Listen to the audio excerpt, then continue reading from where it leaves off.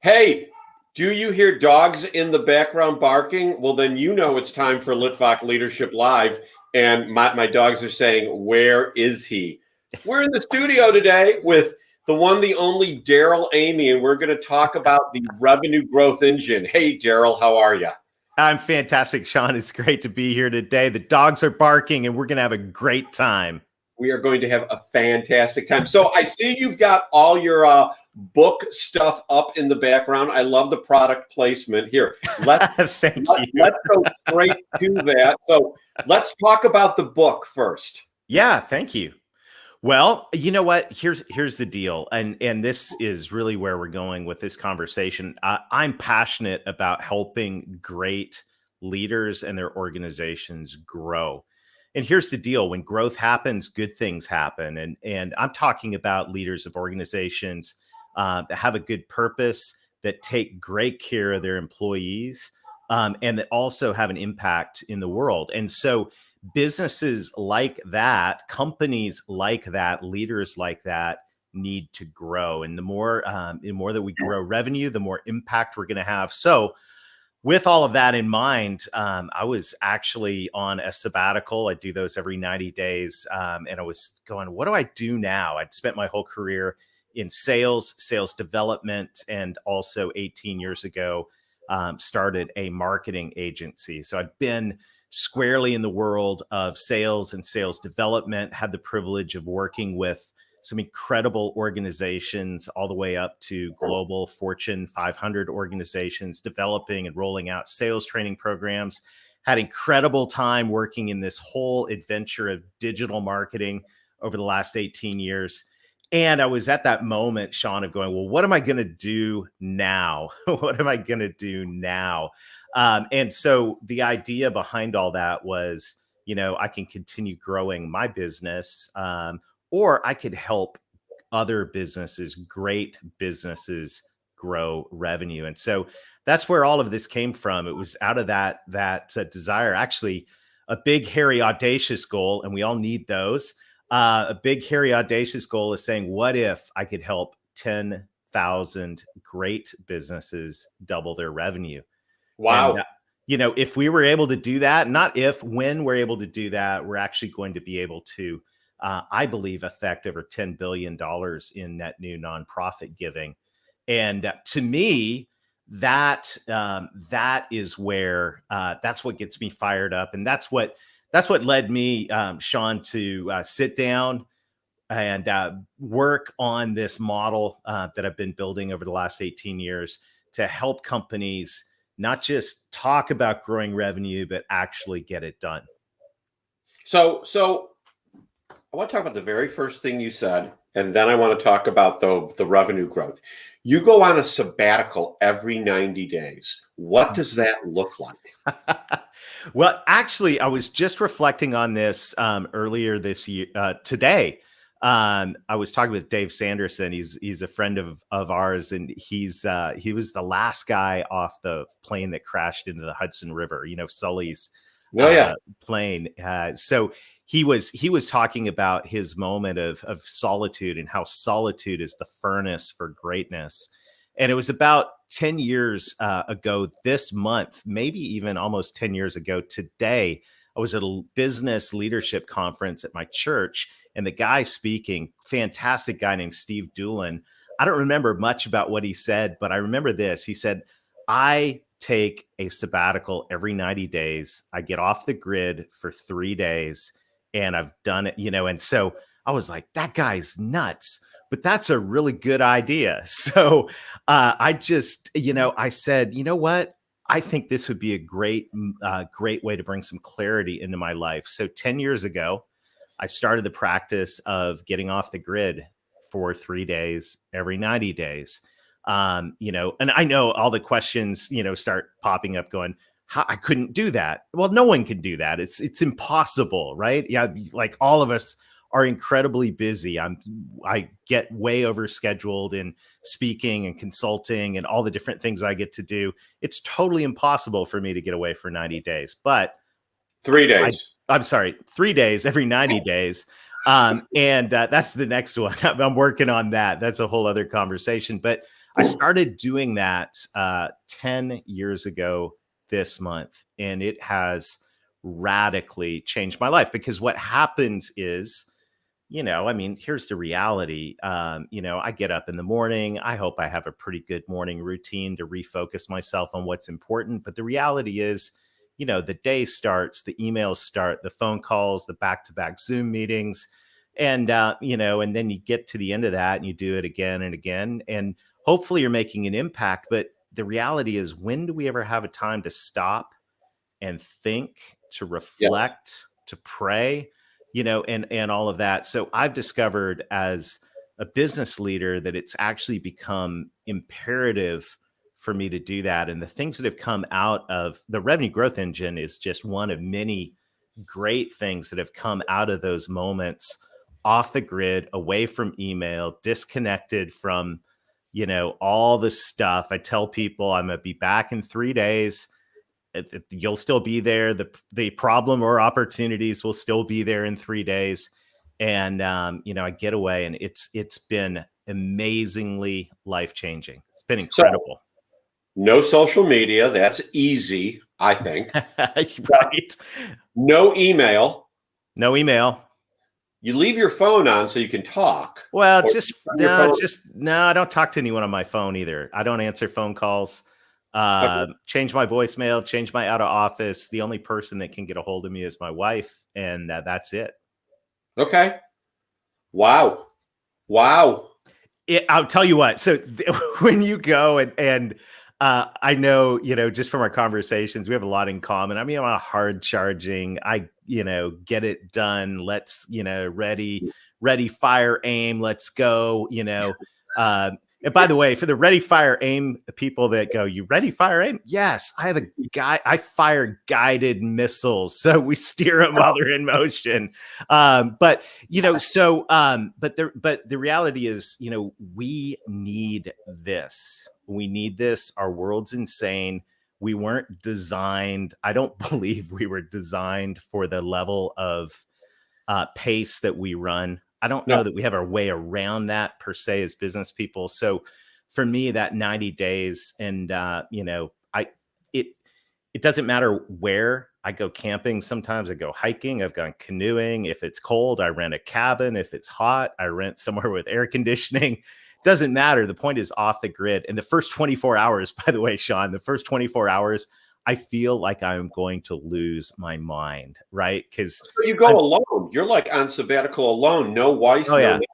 No, nothing. And the first 24 hours, you feel like you're going to go out of your mind. But after that, there sets in, and all of a sudden it gets really, really good.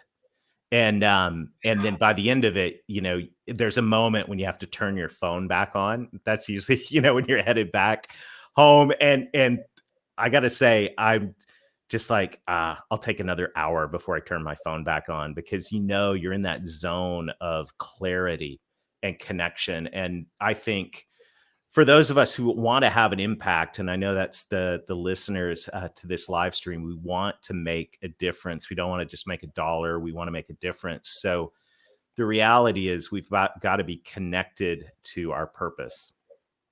So talking about being connected to our purpose, what brought you and I together originally was Larry Levine. Yes. When I had him on the show, and it was either immediately before or after, he's like, you need to talk to Darrell, because I was telling him how my focus is really talking and helping people of faith, or if not people of faith, but coaching individuals on a faith basis based upon what the Bible says. And Larry paused and he goes, you need to talk to my partner Darrell about that. He can help you with that far more than I can. So when you talk about prayer, it brings me to that. So let me ask you, what do you see as the role of faith in leadership?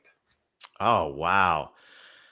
Where do you start with that one? That's a great question. And I feel like I'm a leadership student more than a leadership expert. But I will say that I know from everything that I've experienced as a leader, both in for-profit and not-for-profit, world that leadership is influence, John Maxwell 101. And the core of all of this is values, right? So when you are building your business, when you are building a team, when you are making decisions, it's extremely helpful to know what your values are. So to me, and so many of my values are guided by my faith. And, in fact, there's not, I mean, they're so intertwined Yeah. that, one of my core values is inspiration.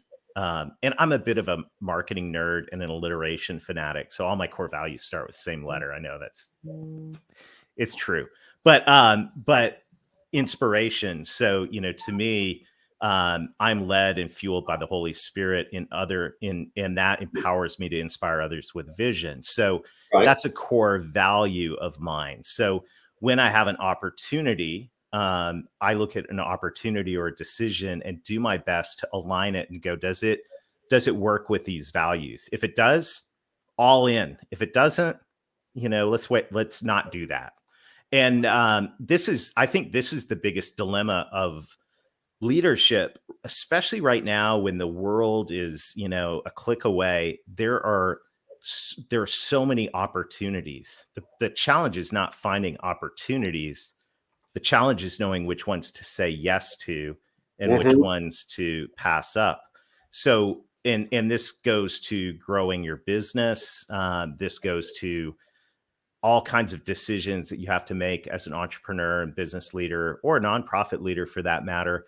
And I think that when you know your values, you're able to make those decisions better. And when we remind me of this again, when we start talking about the revenue growth engine, because I believe this flows through into how you accelerate the growth of your business as well. So flow into it. Well, so actually, right. I'm getting ready to speak at all of my businesses run on a platform called Traction, the Entrepreneur's Operating System, or EOS. And so I'm really excited about speaking at the EOS conference here in April. And I'm going to be sharing a session on creating an ideal client profile. And so this is the core of the revenue growth engine. The core of the revenue growth engine is understanding who your ideal clients and thus your ideal prospects are to grow your business. Everything revolves around the client. It's not about sales. It's not about marketing. It's about driving revenue growth by bringing on more ideal clients and serving their needs. So an ideal client profile, the question is, who's a best fit client for my business? And so there's two sides to that coin when you're answering that question. One is values and the other is value. Values are where you say, okay, what are our company values? What are our personal values? And then we begin to ask the question of our team, like, who are some of our favorite clients, the people that we really enjoy working with? And what are the characteristics do they have? Oh, they respect our opinion. They, they value what we do. They pay their bills on time. They're open to advice. They're, not confrontational all the time. And, okay. So now I've looked at my company values and the characteristics of who my favorite clients are. I've got half the definition of an ideal client right there. The reality is I want more of those, right? So wait, so is that the values or the value half? The values. Now, the second is the value of an ideal client. And this is the practical dollars and cents side. There's a great gentleman. He's an Italian in the 1800s named Vilfredo Pareto. We all know the Pareto principle, the 80-20 rule. Right. And the reality is, in just about every business I've looked at, 20% of the clients drive 80% of the revenue. And in the market, 20% of your prospects have 80% of the opportunity. So what we begin to look at is, say, these ideal clients, these people that we really like working with, if they bought everything they could buy from our business over the next decade, over the next 10 years, a lot of marketing people like to say lifetime value. That's too fuzzy for me, but 10 years, if they bought everything they could buy from your business over the next 10 years, what would they be worth? And an Oh, ideal wow. client is somebody that values what you do. So they're the type of business that is going to be able to trust you for all the different things you currently or could be selling. And so it's so interesting, just story wise. I remember having conversation with a company down in West Palm Beach. I've had so many of these, but I like West Palm Beach. And by the way, next February, if you need some growth strategy and you're in West Palm Beach, let me know. I'd be happy to come down there. But so we're there, we're sitting around the table, and I said, "Tell me about your ideal client." And they started saying, "Well, they trust what we do, they value us, they're collaborative, they give us referrals, all these things." I said, "Okay, let's add up. If they bought everything they could buy from your company, including your core product and all of the other things you sell." And we added it up, and the 10-year value of an ideal client in this particular industry and case was $865,000. And everyone, yeah, that was the reaction of the owner and everybody, because their initial deal was 30 or 40,000, but when you added it all up, big money. And then I said, "Hey, by the way, what if we took a look at your average client? You're up and down the street, bread and butter, can't let go of them. What are they worth over 10 years, provided they stay with you for 10 years, because most of them are price shoppers, right? Right. And they're the ones that are the squeaky wheels because they're not a good fit." We added it up. The average client, remember, ideal client, 866,000. Average client, 32,000 over 10 years. Over 10 years. Right.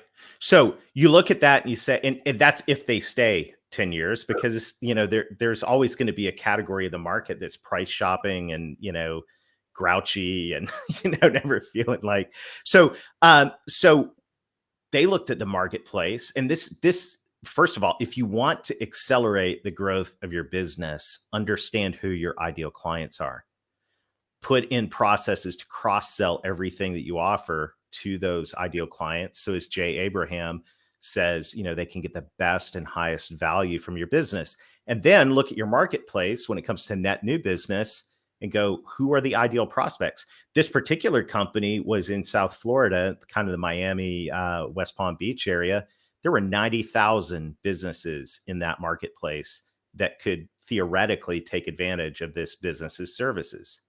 They happen to have 10 salespeople. So do the math. 10 salespeople covering 90,000 businesses doesn't work. When they filtered it down to their ideal clients and they looked for people that were a best fit, got down to about 2,000. We can manage that. And every time they add one, it's worth nearly $1 million. So now we get business growth, but the business growth is accelerated because we're bringing in larger chunks of revenue with companies that are going to be more loyal to us. And that gets me fired up because now we got more funds. And by the way, these ideal clients are more profitable, more profits to have an impact. And that's, this is the deal right now. If we are people of faith, people that want to have an impact, people that want to make a difference, a huge part of that is being able to generate profits and cash flow so that we can invest it back in things that are going to make the world a better place. Absolutely. Anyone I know that complains about their taxes, the first thing I say to them is, "Well, how much money did you give away?" Right. And they look at me like I'm a three-headed beast. They're like, "I just told you I paid too much in taxes." I go, "Okay, but how much are you donating? Do you tithe?" Let's just start there. Because what so many people think it's crazy to tithe, but you can live better on the 90% you keep than the 100% when you steal that 10% from God. At least I believe that. That's been my experience. Well, and the other thing from my experience related to that is when you give, whether you're like Sean or myself, and we're fans and we believe in the principle of the tithe, or and however you give, when you give, it tells your heart, it tells your mind that there's enough, that you're going to be okay. And that's something we need to know is, we need to have an abundance mindset as business professionals out there. Otherwise we're going to have a scarcity mindset, and there's all kinds of terrible things that happen when you have a scarcity mindset. So, but I don't, whether I think the whole approach, the question goes back to values. Why are you in business? You can go back to start with why, right? Simon says, we got to start with why, and why are we in business? Those are the questions you got to answer. And for me, once again, that answer came to me when I realized that I want to help other businesses grow. I'm on the board of several nonprofits. One of them is I call it's like Shark Tank for missions. It provides funding for innovative missions projects that are smart, sustainable, and scalable. And so we've been doing that for 18 years. We just awarded our grants last weekend. It was fantastic. So much fun watching, the impact of this. We awarded 13 grants in every corner of the world. And so anyhow, what I've noticed being a part of that is that, when it comes time with the people that move the needle the most in nonprofits, faith-based or not, are generous, forward-thinking business leaders. It's just the way it is. And I'm very grateful. And I don't discount the contributions, of everybody along the way. But when it's like accelerated by donations that come from people who have businesses that have made some money, you can't give something away if you haven't made it. And then, the other nonprofit that I'm involved in as an executive director, we're expanding into another area of the country. In order to do that, we needed some financial reserves for that. And you know what? I just got the phone call like an hour ago. Somebody stepped up to say, yep, I'm in. Guess who it was? It was a business owner. It was a business owner, who was able to write the check with a comma in it and had the resources to do that. And so this is why I'm passionate about Revenue Growth Engine, because all of the good things that we want to see happen in the world, all of the advancement of the kingdom, it requires at some level, it's going to require some capital to do it. And the people that are going to do it are the business owners, not just that get in business, but put the systems and strategies in place to aggressively grow their business and their profit. So in that same Simon Says speech, he and I love referring it to that. He also talks about, think of businesses as a bullseye, where why, how, and what. Yes. Okay. And it's funny you bring this up, because as I was walking my dog Solomon the last 3 days, it was a long speech. I was listening to it over and over and over again on YouTube in my pocket. Fantastic. And so how does the revenue growth engine, aligning sales and marketing, work with that bullseye of why, how, and what? Yeah, absolutely. Well, we can talk about that. And by the way, if you'd like to get a copy of Revenue Growth Engine, just go to revenuegrowthengine.net. Shipping and handling will send you a copy of the book. And there's also a masterclass behind that. Thank you. I want to get the word out to as many people as possible. The goal here is to drive revenue growth. So how does it work? Well, it starts with understanding the 2 ways to grow revenue. And this is where I get really, really excited. If you boil it down, if you think about it, it's actually really simple, Sean. There's actually only 2 ways to grow revenue. You either get more net new clients, or you cross-sell more to your existing clients. That's it. Very, very simple, right? However, here's what I've noticed. And this comes from talking to businesses from the Fortune 500 all the way down to mom and pop businesses in local markets and everything in between across multiple industries. Most businesses are good at one or the other. They're either good at driving net new business, or they're good at cross-selling. They're either focused on driving net new business, or they're focused on cross-selling. That story I told you about the company in Miami at the beginning of their revenue growth workshop, and I get to help companies build growth strategies and plans. It's my favorite thing to do because I get to get out the whiteboard and everything is so fun. But we were sitting there at the beginning of the workshop, owner, VP of sales, marketing, a couple ops people in there. And I said, okay, well, why are we here? And the owner goes, we need more net new business. Great. I said, well, what's your goal? And I got my whiteboard marker out, ready to write down the number. He said 10% year over year growth. And in my mind, I'm thinking, okay, that's good. That's reasonable. He didn't say 400% growth. Sure. And then I said, okay, well, what did you do last year? And I'm expecting, we went backwards 5% or we only grew 2%. And that's why we brought you in here.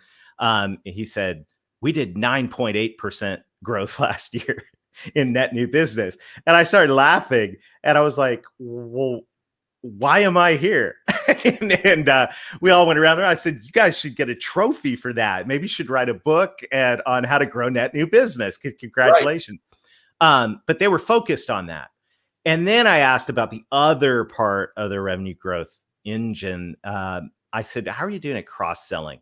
Now, they had invested hundreds of thousands of dollars in people, personnel training for a whole new business unit that they were going to be. There was a great fit for their ideal clients. I said, how are you doing at that?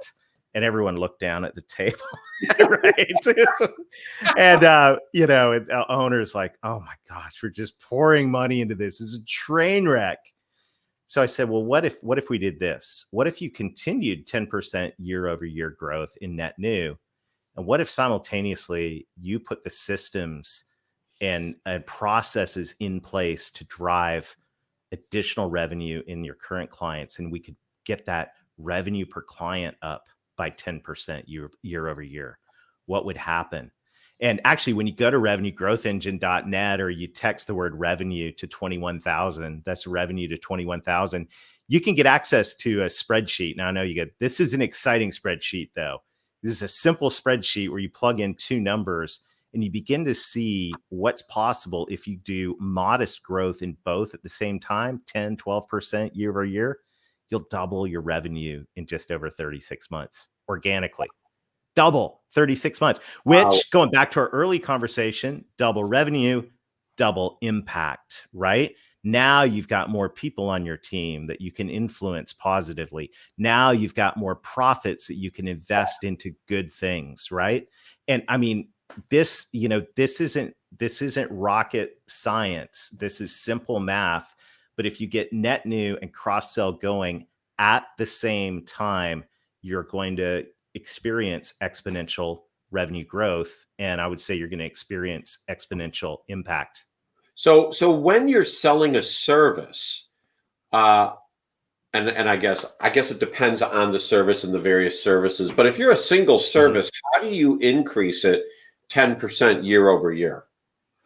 So there's so many different business models, right? Right.